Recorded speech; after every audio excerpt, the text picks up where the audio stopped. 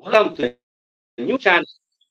Our passion transforms the community that sees and shares all things new.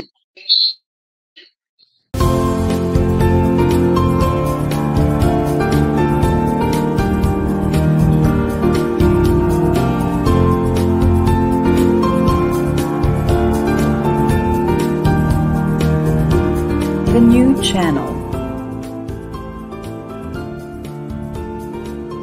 Hashtag TNC Now. The views, opinions, and insights expressed in the following shows are those of the host, producers, guests, and viewers. They do not necessarily reflect the position of the channel. Viewer discretion is advised.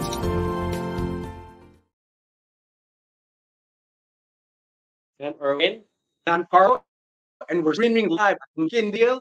Welcome to a special episode of Shots.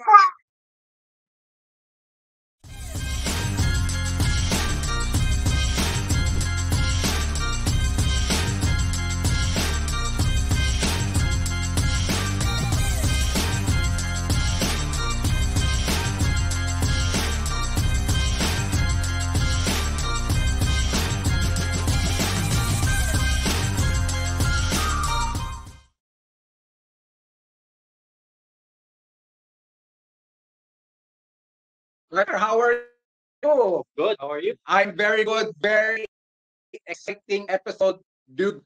If there's a guest to have in this ticket program, dude, this is it. This is it. This is Masi, bro. Masi. Kailangan mo na yung maging guest natin today, partner. He is very known for a reporter and very known in the sports industry talaga. Tama. Kung hindi mo kilala, been hiding under a rock.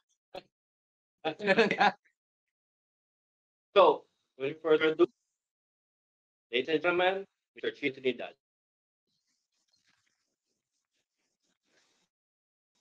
Good afternoon sa inyo. At saka maraming salamat sa inyong short but sweet introduction. Well, sabi nyo, hindi nakakakilala sa akin. Maraming hindi nakakakilala sa akin yung mga bata, yung mga ano tawag nila? Cancel generation ba tawag? Ay, sorry. Ang tawag dito sa generation na to? Ha? Itong generation na mahilig mag-cancel ito. Hindi na nila ako kilala pero hindi problema yun kasi yung either yung tito nila o yung parents nila o yung lolo nila would probably have heard or siguro nakita ko one time or another somewhere sa television. Uso pa ang yung television na pinipindot o yung pinipihit. Magandang hapon sa inyo. Hindi namin nautan yun, Hindi namin nautan yun. Okay na. Sige na, kaya. Patayin na natin ito stream yan. Sayang oras ko. Ilmaya pala yun. So, since we're looking back naman on certain things, we wanted to look back on your personal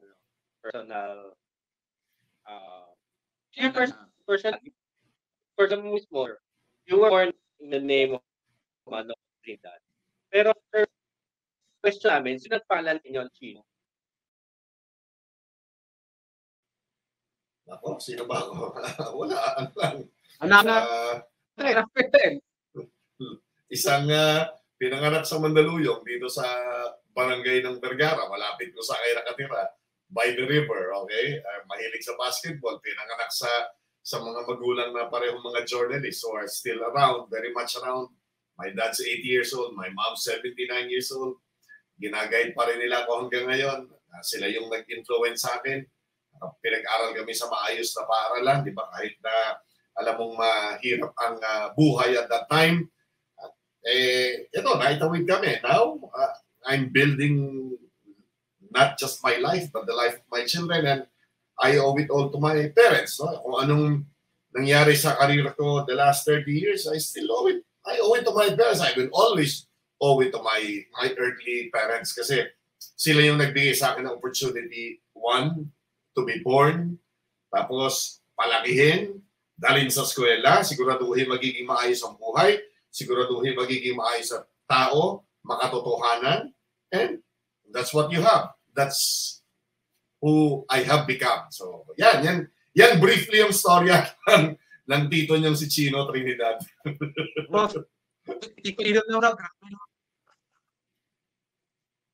Yan talaga gusto ngayon. And then, natuto ako dahil sa lumayan sa Mandaluyong, medyo nakarelate. Pero how did your get nyo, Sir Tino, your influence? Were your parents into sport also? You athletic? Nakipag-interbarang ka rin ba ng araw?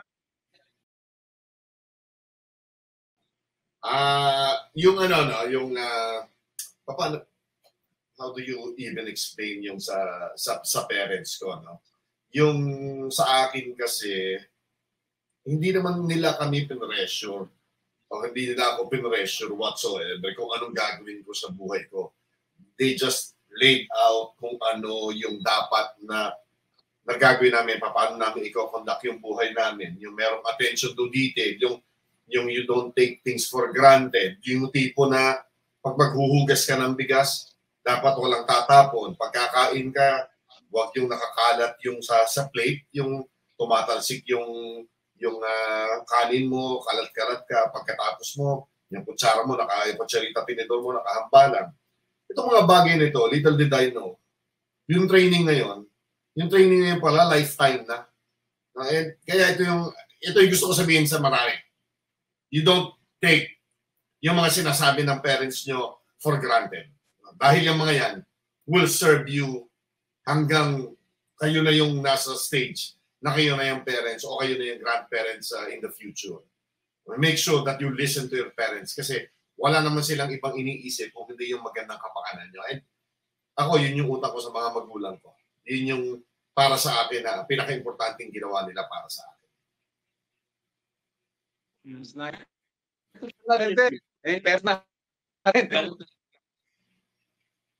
Wait, Sir Tino, I assume your basketball is your for sport, is that right? Or do you have any more basketball? Okay. Ang question, no, kasi napuputol minsan eh. Anyway, kung ang question is yung aking participation sa sports o yung aking pagkaka-lead sa sports, yung pagkakabuhay sa akin sa sports, ito ko sa inyo. Since time na naalala ko, sports na talaga yung sinubo sa akin ng parents ko. Yung mom ko, dinala ko sa Don Bosco, dito sa Mandaluyong, dito lang sa may Kalentong, para paturuan mag-swimming. Okay? And ever since, yung swimming, naging bahagi ng buhay ko. Pero before that, I used to tail along, yung tag-along, buntot-buntot ka sa tatay mo, di ba? Ikaw yung typical na gusto mo, nakadikit ka sa tatay mo, na gusto mo, alam mo kung nasan siya, iniisip mo, pag umalis siya sa umaga, at gabi na siya babalik. So, naging curious ako at a young age. Nagsasama ako sa kanila. So, imagine nyo, even before the PBA was formed, yung PBA was formed in 1975, I was already covering games. Imagine nyo, pinanganak ako noong 1967, ha? Pero at age 5, na vivid pa sa memory ko, nakakapanood na ako ng games ng The Old Mika, yung predecessor of the PBA. 1972-73 kasi nung dineclare yung martial law, niisip na ako noon eh. 5 years old ka na noon eh. So alam mo na nangyayari. Nawala ng TV. Next time na nawala ng broadcast. May TV kami black and white nung araw, no? Okay, nawala ang panonood namin. Nanonood kami ng cartoons. Alam niyo ba, yung cartoons, ito, i-search nyo. Matutuwa kayo sa mga cartoons na inabot ko. Parang matatawa kayo sa Moby Dick. Alam niyo ba yun? No, Moby Dick. Kilala niyo si Michael? Ha? Kilala niyo yung mga Spider-Man na dati parang ginaganon lang na karton, okay? Tapos ang unang-unang anime, si Gigantor, okay? Yan yung inaabangan namin. One day, biglang nawala siya lahat. Naglabasan yung mga tao dito sa apartment namin and they said, dineclare na ang martial law. So yung TV, nilabas ng isang uncle ko, black and white na portable, nilagay doon sa parang garahe namin. And nakita ko, nandun, nag-iintay sila. Blackout, talagang blackout yung TV. Pero on na. Bigla lumabas yung image ng presidente. At that time, hindi ko naman alam sinasabi niya dahil I was 5 years old. Tapos the following year, ito na. Tumuloy naman yung mga ibang activities kasi brief lang yun eh. Nanood ako ng una kong game sa Mika. Ang una ko nakita is a player by the name of Bogs Adornado. Pangalawang player na nakita ko, Francis Arnaiz. Okay? Yan yung mga player na nakita ko dun sa mga early ko na introduction into sports. And ano na yun, talagang yung love affair ko with sports, basketball in particular, started at that early ng age ko. Nice. Club nerd.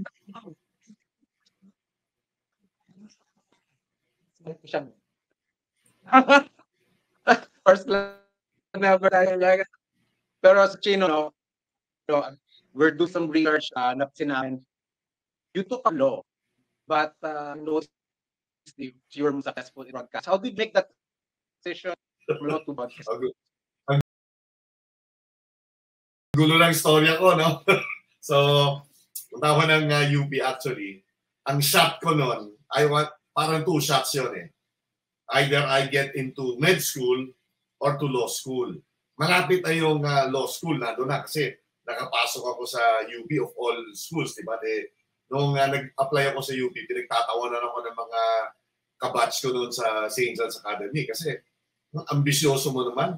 Hindi ka nga makapasa-pasa sa mga subjects ng eskwela natin. Gusto pa mag-UP na pagkataas-taas ng standard kasi ang little did they know na ako at a young age, marunong na akong sumilip ng detail, sa fine detail. Pero hindi pa naman training ng di ba, formal training nun. Kasi doon sa nakalagay sa UP, you have 2 choices.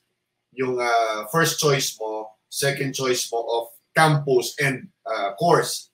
Yung quota course, ang hirap noon kasi tipong mga 1,000 kayong mag-a-apply, 10 lang ang papasok, yung tipong ganon. But sa second course, which is non-quota course, yun ang chance mo makapasok sa UP. Yung second course ko or yung second choice ko was AB English. Kasi yun ang non-quota course at that time. Ewan ko kung quota course na rin sa PUPS yung AB English eh. Yun yung sana yung aking gate pass. Yun yung nakapasok ako sa UP dahil quota course. Alam mo na hindi ka papasok sa quota. Ano ko, ugok? Alam mo naman alam mo naman ang limitations mo, di ba? Well, may ambisyon ka. Sabi nga nila, libre mangarap. Pero kailangan realistic ka rin. Dapat may landing spot ka. At that time, wala ako. Oblivious ako sa mga ganyang bagay. It just so happened na meron din akong pinsan na nagsabi sa akin, lagay mo sa second choice mo is a non-quota course. Pero nilagay ko, non-quota. Pumasa ako, tatawa-tawa ako, nasa UP ako. Pero, doon mo matututunan doon mo ma-appreciate na yung mga laking kanto, yung mga marunong dumiskarte sa buhay, may mararating sa buhay. Ganoon lang yun. Okay? Pero, hindi ako nakatapos eh. I never. Alam mo mga undergrad ako, every time I'm asked to talk in front of a class, in front of students, may disclaimer agad ako. Kasi sabi ko sa kanila, huwag niyo akong gayahin na hindi ako nakatapos. Wala akong hawak na degree or anything na maipagmamalaki, diploma or anything. Okay? I am a product of the School of Hard Knocks. Okay? Yun ang sinasabi ko sa kanila. Ako, na-build ako dahil sa experience ko sa pakikipag-deal with people, sa pakikipag-deal with the right people, no? Yung mga tao na, yung everyday people you meet, no? Gusto ko linawin, no? Hindi ordinaryong mga tao, but the everyday people. Kasi, no such thing as extraordinary and ordinary. Hate na hate ko yung pag sinabing, di ba narinig natin sa mga media broadcast, ordinaryong Pilipino. I hate that. I hate that very much. Bakit? Tingin mo sa katabi mo, ordinaryong tao. Bakit ikaw extraordinary ka? No. Doon nagsisimula para sa akin yung sense of entitlement eh. Ako kasi lumaki ako sa, nakalaro ko mga pagbubuti. Di ba? Ang kalaro ko mga tindero ng, yung hindi nyo inabot yung nagpopot-pot nung araw, nagtutulak ng kariton, tapos ipagpapalit mo yung bote, ipagpapalit mo sa parang cheese curls na nakabalot sa dyaryo nung araw. Ewan ko kung inabot ko yan eh. So, kasi kung nabot yan. Yan ang mga bata nakalaro ko. And up to now, some of them have gone na nagkasakit, saka iba sa kanila hindi napangalagaan yung buhay nila. But from them, I learned what life is all about. No? Yung sabihin na natin nakakaangat ako, pero angat ka ng konti dahil nakakabili ka kahit paano ng sapatos, may na isusuot ka, may nakakain ka. Pero I never considered myself as someone who was better off. Kasama ko yung mga bata na yan na lumaki, kasama na kong kumanda, yung mga bata dito sa likod ng sementeryo namin. Yan ang kalaro ko ng tanghali dito. Nakainit-init ng basketball, kakasunod-sunod kami. Nagpa-basketball kami na nakapaa. Wala akong pakialam. Alas 11 ng tanghali, umaga, hanggang alauna, magkakain, labas na agad, basketball. Yun yung buhay.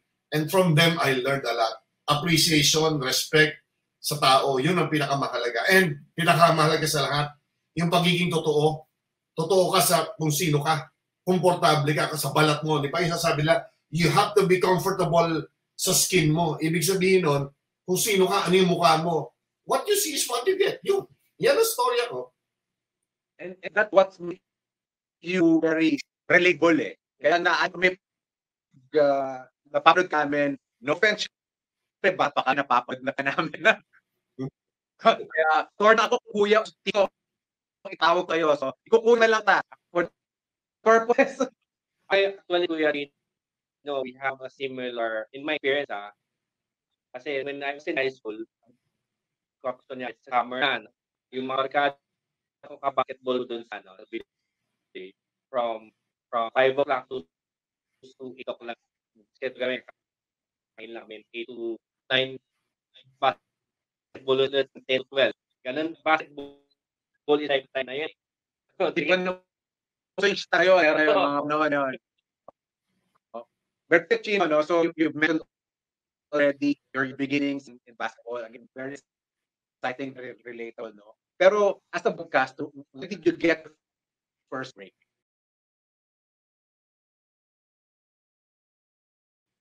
Yan magandang kwento.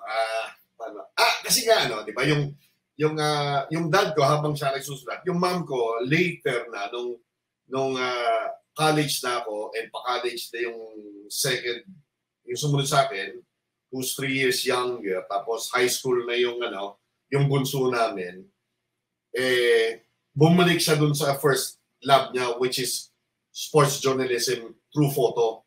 Yung nanay ko kasi, mahilig sa photography. Ang ganda, alam mo, may mga rare na pictures siya na nakakalungkot lang kasi nung naundoy kami, hindi namin na-save kasi yung mga pictures niya nasa negative pa, yung napapad ka. Alam mo, mga priceless pictures nila, Coach Sonny Jaworski, inabot yung si Samboy Lim, no? Yung undoubtedly one of the greatest players we never got to see.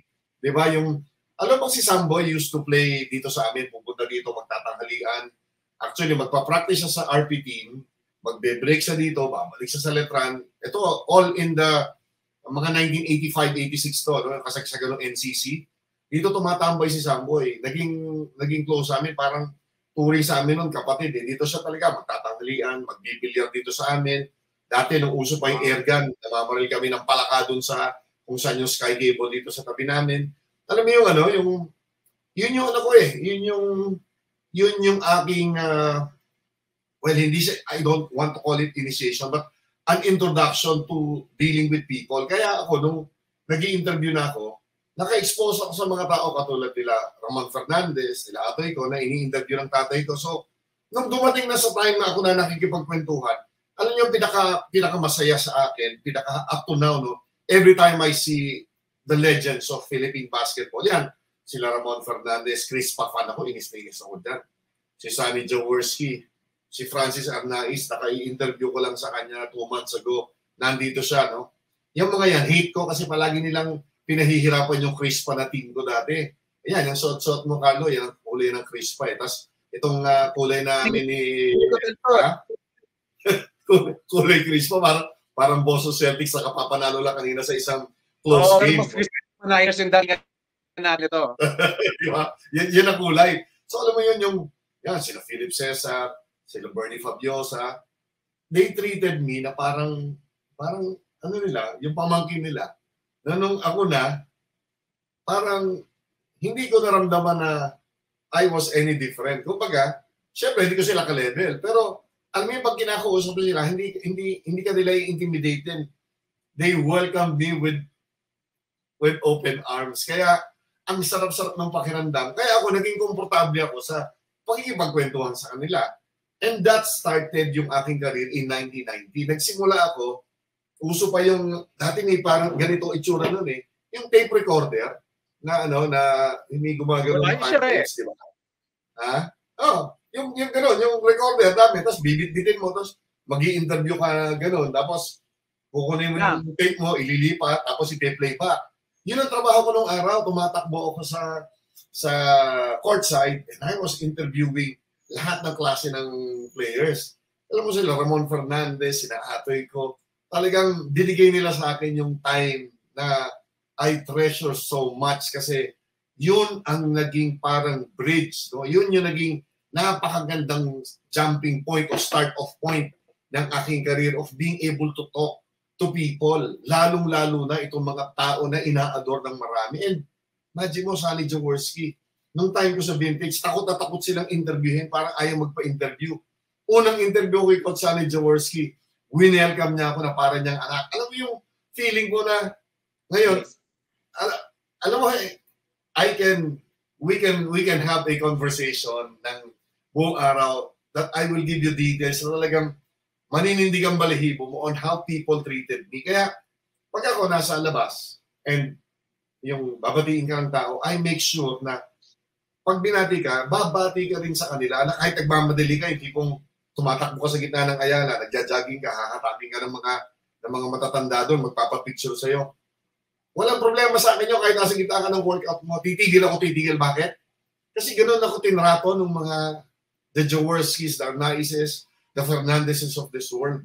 So ako, gusto ko lang ibalik sa kanila kasi through them, nakaka-connect sila. Alam mo yun, yung may ganoon akong parang feeling ko, sino ba naman si Chino Trinidad kung hindi dahil dito sa mga legends na to? They helped make me. Nagkaroon ako ng pangalan dahil sa association ko with them. Eh bakit ko ipagsusuplado? Bakit ko ipagkakait yung time ko sa kanila? So, yun yung masasabi ko na yun yung priceless sa akin. I think first time ko lang to nasabi sa lahat ng nag-interview sa akin, nagtanong usually kasi details, saan ka nagpunta, paano ka nagsimula, nag-audition ako, ganyan, bumagsak ako sa first audition, then I audition again. Ngayon ko lang nasabi to na talagang ako, kung ano itong ginagawa ko, kung paano ko magsalita ng buong buo, I owe it to the legends of Philippine sports. Malupet. Saka gusto magtotoo kasi ni Cuchino, no? Ginapang na lahat. Ilang gusto nila naman siya nakita sa mall, saan. Nagaya ko, ay naman po. The humility, no? Hindi ako suplado sa personal. Brother, speaking of interviewing players, nakala din natin siya. He's a very animated user. Very animated. Yung pinaka-paborito namin si Chino, pag may champion, nandun sa Davao, nagse-celebrate with the team. Dahil doon, may lang kami team, yun pinaka-favorite namin kasi Chino, yun talaga yung nakalala ng paano namin eh. Like, habang nabasa doon. Oo.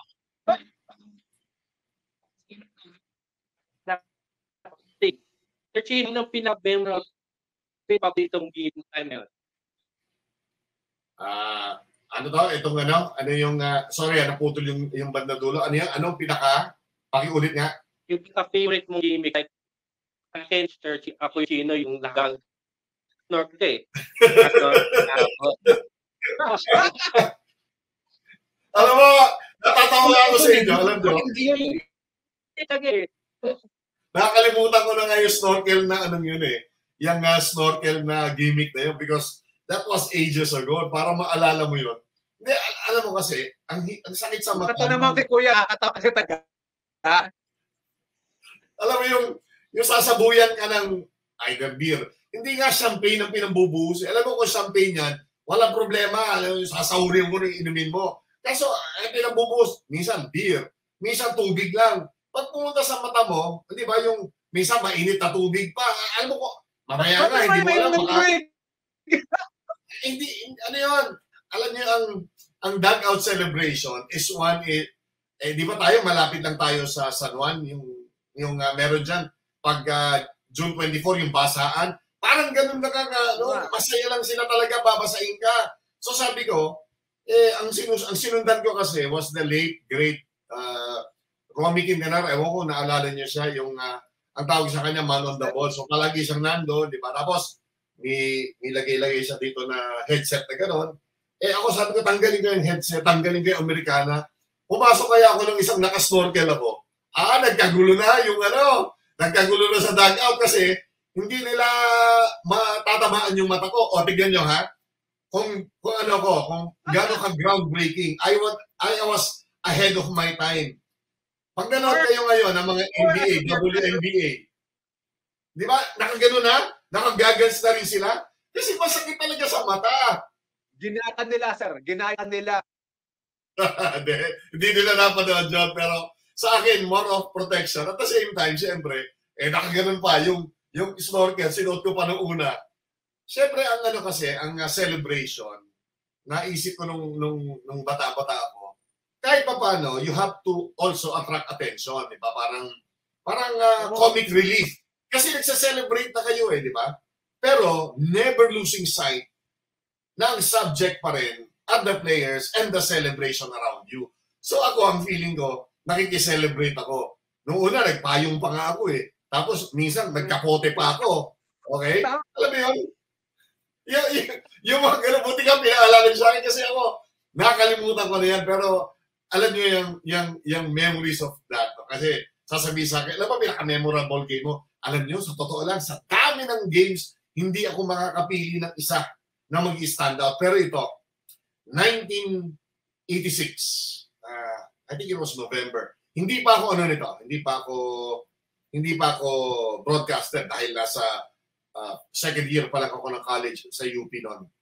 Nagkataon na nagte-train kami sa University of Life doon sa tabi, may pool sa tabi ng Ultra, sa Phil Sports na tinatawag nyo ngayon.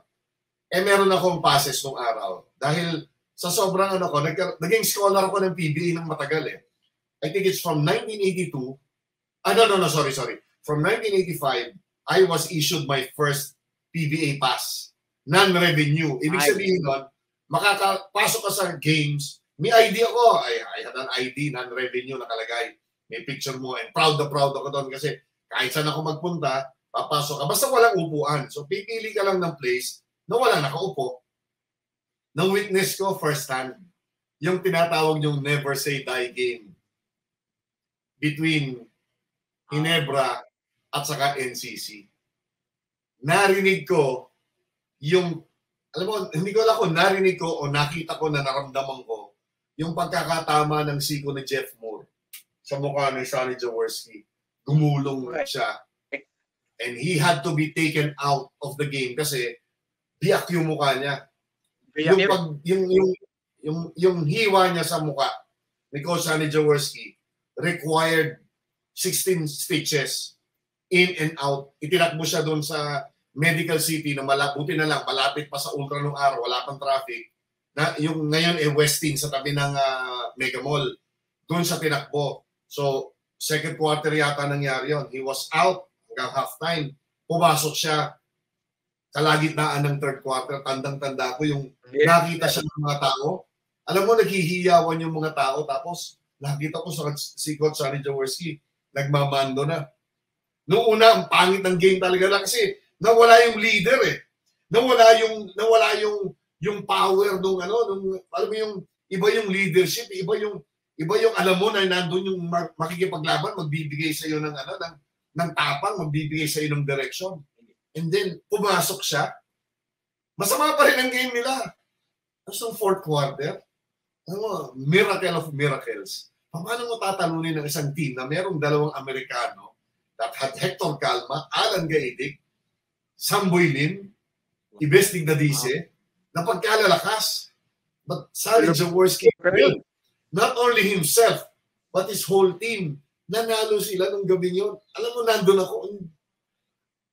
Hanggang ngayon, naninindigan balahibo ko.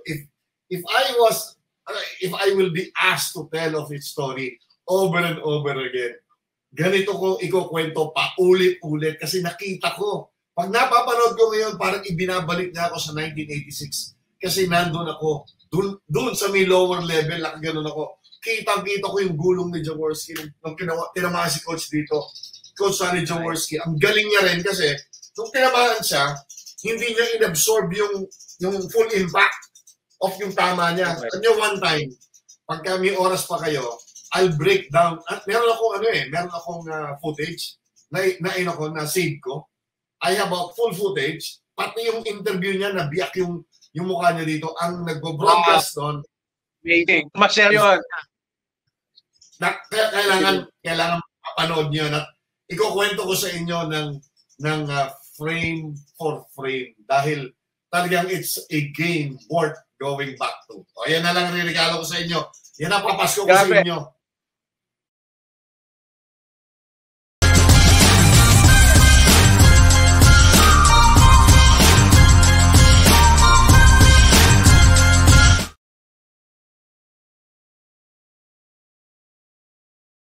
Ang 40D, tumutulong patibayin ng vital organs, iwas sakit sa puso at iba pang sakit.